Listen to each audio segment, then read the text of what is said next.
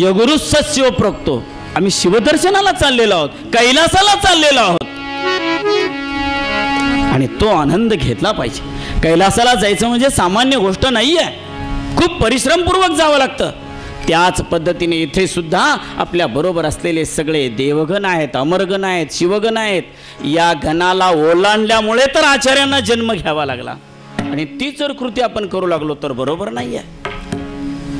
लक्षात ठेवा, भगवान शिवपरमात्मा बोलतच नाहीत. शिवपरमात्मा बोलत नाहीत. पार्वती माता त्यांच्या चरणावरती पुष्प अर्पण करून त्यांचा आशीर्वाद प्राप्त करून घेते. नंदी भृंगी हात जोडून उभे असतात, आवाज सुद्धा करत नाहीत. येणारे ऋषी मुनी देवगण सुद्धा ओम नमः शिवाय, ओम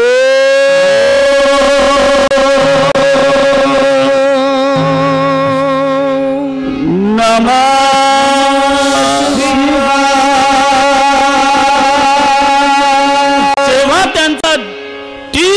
येतो तेव्हा भगवान सूक्ष्मरित्या डोळे उघडतात आणि आपल्या समोर असलेल्या सगळ्या ऋषी मुनींना, देवगणांना, पार्वती पासून गणपती पर्यंत, नंदी पासून भृंगी पासून आलेल्या सर्वांना, राक्षस जरी असले तरी त्यांना आशीर्वाद देतात. तुम्ही आम्ही सगळे आप्पांचे सद्भक्त आहोत आणि म्हणून भक्तांनी भक्तांसारखं राहिलं पाहिजे. एवढा आनंद आपण घेतला पाहिजे. चुंबकाची वृत्ती आपल्यामध्ये आली पाहिजे. चुंबकाला खिळा लागलेला असतो, खिळ्याला दाबण असतं, दाबणाला सुई असते, सुईला छोटी पिन असते, टाचणी असते. टाचणीला संबंध चुंबकाचा आहे का? पण टाचणी खाली पडते का? नाही. तिला माहित आहे मला जोडलेली सुई दाबणाला जोडलेली आहे, दाबणाला खिळ्याने जोडलेला आहे आणि खिळा चुंबकाला चिकटलेला आहे. जोपर्यंत खिळा तिथून सुटत नाही तोपर्यंत मी माझी जागा सोडायची नाही. ज्या वेळेला अशा प्रकारची आपली वृत्ती निर्माण होते, ज्या वेळेला अशा प्रकारची आपल्या भक्ती निर्माण होते, त्याच वेळेला भगवंत भक्तासाठी भक्तासाठी भूमंडळा, भक्तासाठी भूमंडळा, भक्तासाठी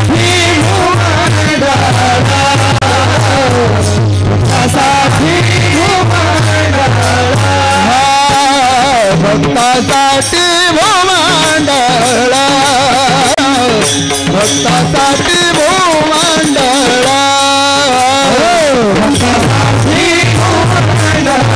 भक्तासाठी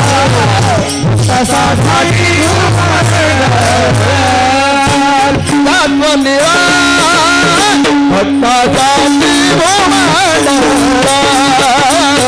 भक्तासाठी भूमंडळा, भक्तासाठी भूमंडळा, भक्तासाठी भूमंडळ. मंडळ बरीच आहेत बरं का, म्हणजे कृषी मंडळ वगैरे ती मंडळ नाही. भूर भुव महा जनः तपः सत्यम, तळ अतळ वितळ तळातळ, शीतळ आणि रसातळ पाताळ, हे सप्त पाताळ. आता या 7 खालचे 7 वरचे 7 सोडून भक्तासाठी देव भूमंडळामध्ये येत असतात. भक्तांचं राहण्याचं ठिकाण हे आहे. भूमंडळावर भक्त राहतात आणि पाताळात तळातळ वितळ तळामध्ये दैत्य राहतात. भूर्भुव स्वाहामध्ये देव राहतात. देवांना सुद्धा मुक्त होता येत नाही आणि दैत्यांना सुद्धा मुक्त होता येत नाही. मुक्तीचा मार्ग फक्त आहे भक्तियुक्त भक्तांना आणि तो भूमंडळावर. भूतलावर, या भूमंडळामध्ये आपण आहोत. आणि या सगळ्या भूमंडळाचा विचार केल्यानंतर कितीतरी पाणी आहे नाही का, अजून पृथ्वीचा कितीतरी भाग आहे, त्यात कितीतरी वाळवंटाचा आहे, कितीतरी तेलाचा आहे, कुठे काय आहे कुठे काय आहे. प्रत्येक देशाचा अभ्यास आता आपणाला होतो आहे. पण या सगळ्या देशांचा अभ्यास केल्यानंतर आपल्या लक्षात येतं इंडिया इज ग्रेट, भारत महान आहे. म्हणजे तिथली माणसं कार्यकर्ते महान आहेत का नाही मला माहीत नाही, मी ते विषय सांगणार नाही. पण एक गोष्ट निश्चित आहे की भगवंताने भक्तांसाठी निर्माण केलेला प्रांत म्हणजे भारत देश. इथली हवा शुद्ध, इथलं ऋतुमान शुद्ध, गतिमान शुद्ध, इथले पदार्थ शुद्ध, इथलं पाणी शुद्ध. कित्येक देशामध्ये समुद्राचं पाणी प्रक्रिया करून प्यायला वापरलं जातं. 800 रुपये ते 900 रुपयाला एक बाटली मिळते. आता आपण सुद्धा आगाऊपणा करून 15 रुपयाला बाटल्या पिऊ लागलेलो आहोत. पण बाटलीचं पाणी घ्यायचं काही गरज नाही, धारेश्वरचं पाणी फिल्टरपेक्षा भारी. अशी कितीतरी झरे आपल्याकडे आहेत, त्याचे आपण अवस्था बिकट करून टाकलेली आहे. भगवंताने पृथ्वी निर्माण केली, पण या पृथ्वीवरती भारत देश आणि भारतामध्ये सुद्धा अजून आपलं महाराष्ट्राचं वैशिष्ट्य आहे, लक्षात ठेवा. कारण जर केरळकडे गेलो तर भातच बघायला मिळेल, पंजाबकडे गेलो तर गहूच बघायला मिळेल, आसाम वगैरे तिकडे गेलो तर मसाल्याचे पदार्थ बघायला मिळतील. पण हे सगळे पदार्थ एकट्या महाराष्ट्रात आहेत. महान राष्ट्र महाराष्ट्र खऱ्या अर्थाने महान राष्ट्र आहे. पण आपण मात्र महान आहोत की लहान आहोत, लक्षात ठेवलं पाहिजे. हे गाव लहान आहे पण काम महान आहे. आता तुम्ही सुद्धा जगात प्रसिद्ध झालात, हे महान कार्य कोणामुळे झालं असेल? महाराष्ट्रामध्ये 5 ज्योतिर्लिंग आहेत म्हणून महाराष्ट्र महान झाला. आणि या महादेवाचं स्वरूप असलेल्या सद्गुरू राष्ट्रसंत शिवलिंग शिवाचार्य महाराजांच्यामुळे तुमचं गाव लहान असून महान झालेलं आहे, हे तुम्ही लक्षात ठेवलं पाहिजे. जाती कुळ गोत्र न पाहे शंकर, जाती कुळ गोत्र न पाहे शंकर, जाती कुळ गोत्र न पाहे शंकर, जाती कुळ गोत्र न पाहे शंकर, जाती कुळ गोत्र शंकर. भक्ताचे माहेर स्वामी महाराज, भक्ताचे माहेर स्वामी महाराज, भक्ताचे माहेर स्वामी महाराज, भक्ताचे माहेर स्वामी महाराज. जाती कुळ गोत्र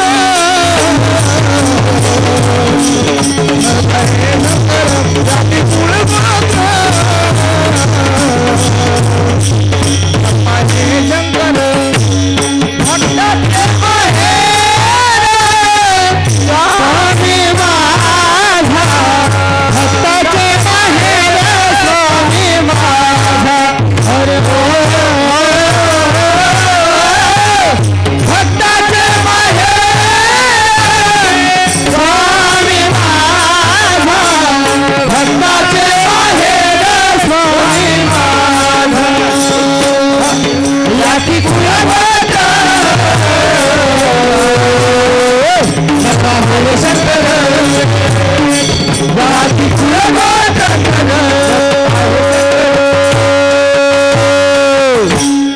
भगवंताचं जे स्वरूप आहे तेच इथल्या भगवंताने आणि तुम्हाला सुद्धा भगवंत बनण्याचं काम 21 दिवस चाललेलं आहे. आता ही परंपरा पण कायम टिकवली पाहिजे. आपांच्या निमित्ताने ही भव्य वास्तू, त्यांचं जपतपस जी अनुष्ठान साधन आहे, तपोनुष्ठानाची साधना जे स्थान आहे ते सुद्धा उत्तम केलेलं आहे. गंगा आमच्याबरोबर कमंडलू असते, लोक कमंडलू दक्षिणा टाकतात, आम्ही दक्षिणा मागतो, आप्पा मागत नाहीत. आप्पांच्या या 21 दिवसाच्या वास्तूचा पण खूप चांगलं अतिशय सुंदर रीतीने निर्मिती करता आहात आणि त्याच्यासाठी सेवा सुद्धा करता आहात. पण आज आप्पांचा प्रत्यक्ष मठ आहे त्या मठाकडे पण आपण लक्ष दिलं पाहिजे. आप्पा काय दक्षिणा मागत नाहीत, ना मागू देत की तुम्ही करा, फरशा घाला, व्यवस्थित करा, मजल्याला कुठे काय झालंय का हे बघा. जसं आपण या 21 दिवसामध्ये हा विचार करतो आहे तसं 31 पिढ्या मागे होऊन गेल्या महाराजांच्या. त्या सर्व शिवाचार्यांच्या समाध्यांचा जीर्णोद्धार, त्या मठाचं कार्य ते सुद्धा आपण केलं पाहिजे. आप्पा करा म्हणणार नाहीत, पण म्हणून आम्ही गप्प बसायचं का? नाही, भक्तांचं कर्तव्य आहे. तुम्हाला माहित आहे का हो, जर आपले आई वडील आजारी पडले, म्हातारपण आलं की त्यांना हवेची किंवा पाण्याची गादी आपण देत असतो, त्यांनी मागितलेली असते का? नाही. तशीच वास्तूची सुद्धा अवस्था असते.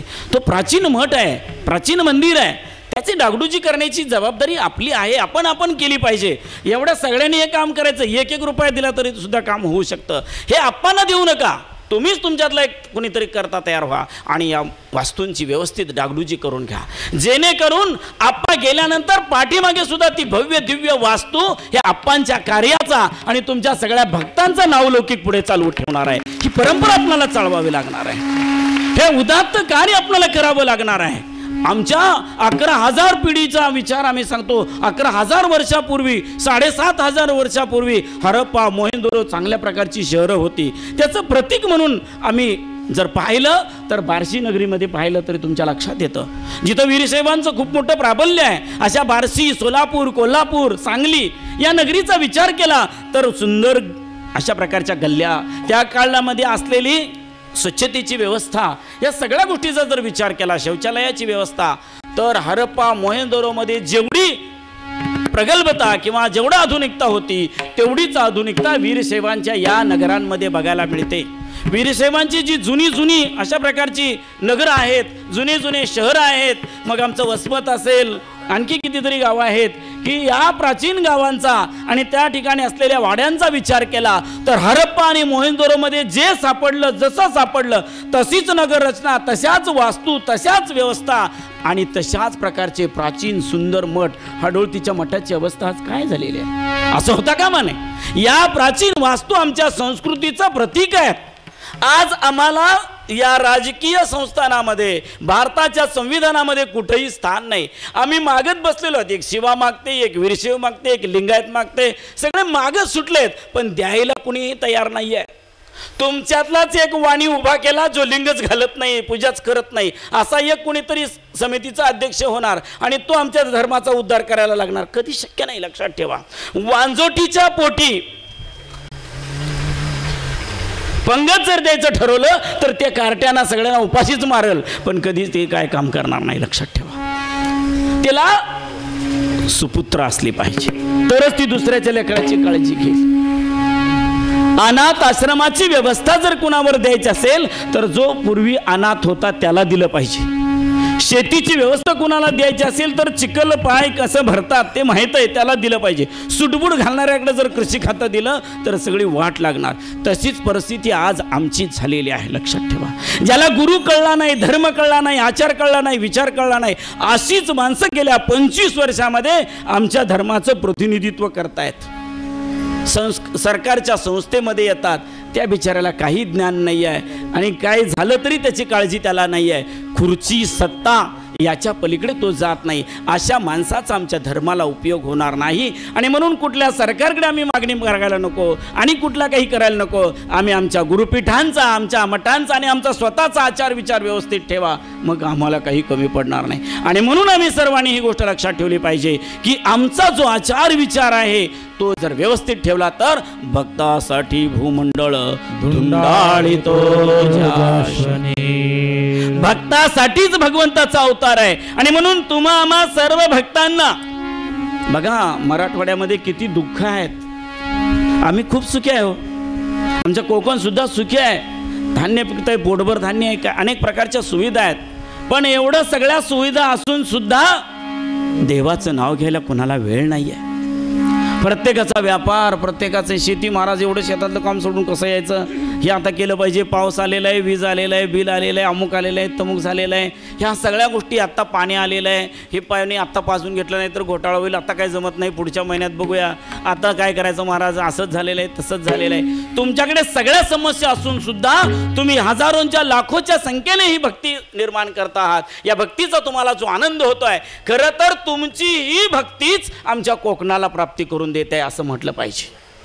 कारण जर धर्म नसेल तर काहीही उपयोग नाही आहे. यतो धर्मस्ततो जयः.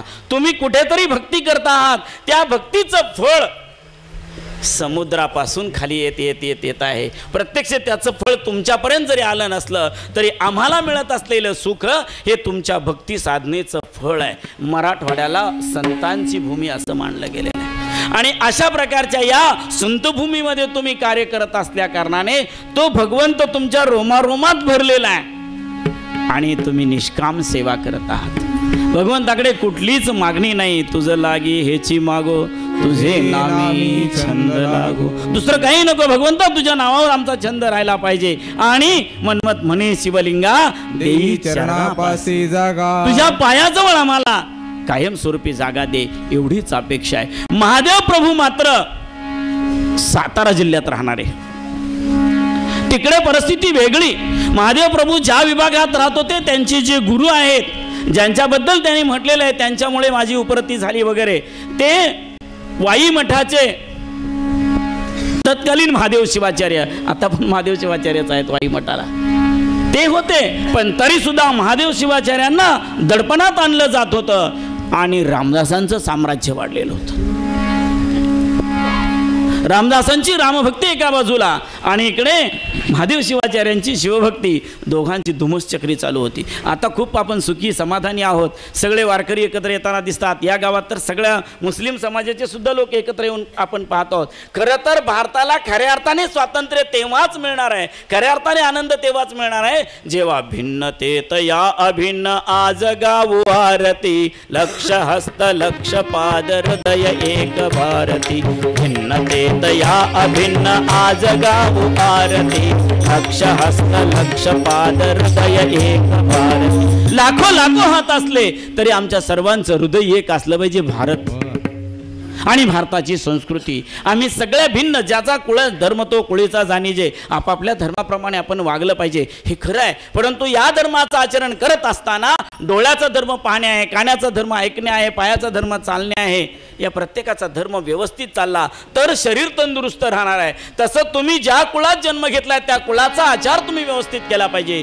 तुम्ही जर शैव आहात, शिवभक्ती व्यवस्थित झाली पाहिजे. शाक्त आहात, शक्तिभक्ती व्यवस्थित झाली पाहिजे. गणपती आहात, गणपती भक्ती व्यवस्थित झाली पाहिजे. मुस्लिम आहात, तुमचे मुस्लिम धर्माचरण व्यवस्थित पाहिजे. ख्रिश्चन आहात, ख्रिश्चन धर्माचरण व्यवस्थित झालं पाहिजे. जैन आहात, जैन धर्माचरण व्यवस्थित झालं पाहिजे. तुमच्या आत्म्याची इच्छा होती म्हणून त्या कुळात जन्माला आलेला आहात, त्या कुळाचा आचार व्यवस्थित रीतीने करणं हीच खरी महत्वाची अवस्था आम्ही लक्षात ठेवली पाहिजे. आणि म्हणून हे भगवंता आता वेगवेगळं सुरू झालेलं आहे आणि मग नेमकं इकडे पाहावं की तिकडे पाहावं, संभ्रम अवस्था निर्माण झालेली आहे. हराचा विचार करावा की हरीचा विचार करावा, या बिकट अवस्थेमध्ये आम्ही आहोत. पण हे भगवंता त्या सगळ्या सुखाचं, कारण रामाला सुद्धा उपदेश तूच केलास, रामाने सुद्धा शिवभक्तीच केली, हे सगळं मला कळतंय, पण भोळ्या बोकल्या बाबड्या लोकांना काही कळत नाही आहे आणि ते त्यांचं नाव घेत बसलेले आहेत. ज्यांनी तुझ्याकडूनच अनुग्रह घेतला, ज्यांनी तुलाच मार्गदर्शन विचारलं, ते लोक तुला सोडून आता त्यांना मागायला चाललेले आहेत. हे काहीतरी चुकीचं घडतं आहे.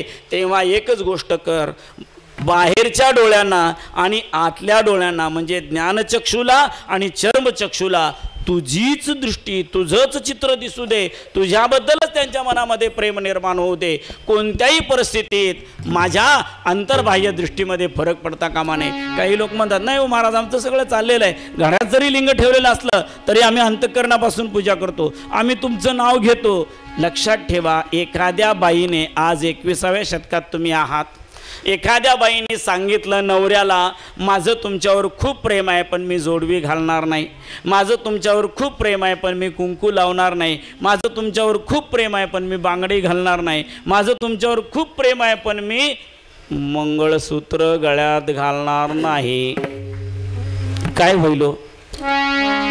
जी अवस्था तुमच्या घरामध्ये होईल, पाहिजे तर प्रयोग करा 1 दिवसासाठी, पुन्हा आणि व्यवस्थित घाला, नाही तर घोटाळा व्हायचा, नाही चालणार.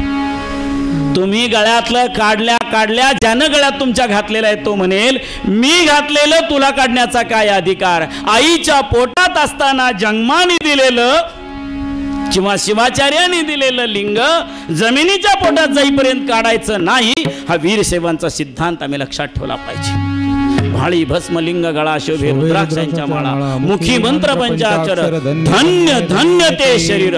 तेच शरीर धन्य होऊ शकतं, अन्य कुठलंही शरीर नाही. आणि म्हणून तुम्ही आम्ही सर्वांनी ही गोष्ट लक्षात ठेवली पाहिजे की आम्हाला कुणाकडे मागणी करण्याची गरज नाही. आणि आचार सोडून जर आम्ही मागत बसलो तर काहीही मिळू शकत नाही. तेव्हा तुम्ही लक्षात ठेवा, कुठल्याही एखाद्या मुलाला किंवा त्याच्या बायकोला उधार कधी मिळतं, तिचा नवरा पैसे देण्यास समर्थ आहे, त्याचा बाप पैसे देण्यास समर्थ आहे, त्याचा पालक पैसे देण्यास समर्थ आहे, याची खात्री त्या दुकानदाराला होते. त्याच वेळेला तो उधार देण्याचा विचार करतो, अन्यथा नाही. आम्हाला कोणी वालीच नाही. आम्ही म्हणतो गुरु आणि लिंग जंगमाची सेवा, पण जमेल तेव्हा रोज नाही.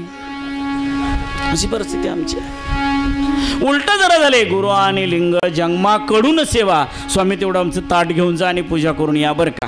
हे काय नोकर आहे का आपल्या घरचा? नाही आहे. महाराज काशीला चाललेलाच आहात, आमच्या मुलीचं लग्न ठरलेलं आहे, 2-4 साड्या घेऊन या बरं का. गुरुला शिवाचार्यांना सांगायचं काम आहे का वय? पण असं काहीतरी विकृत आपल्याकडून घडत चाललेलं आहे. स्वामीला सांगायचं तेवढं बेल पण घेऊन या बरं का. 108 पानं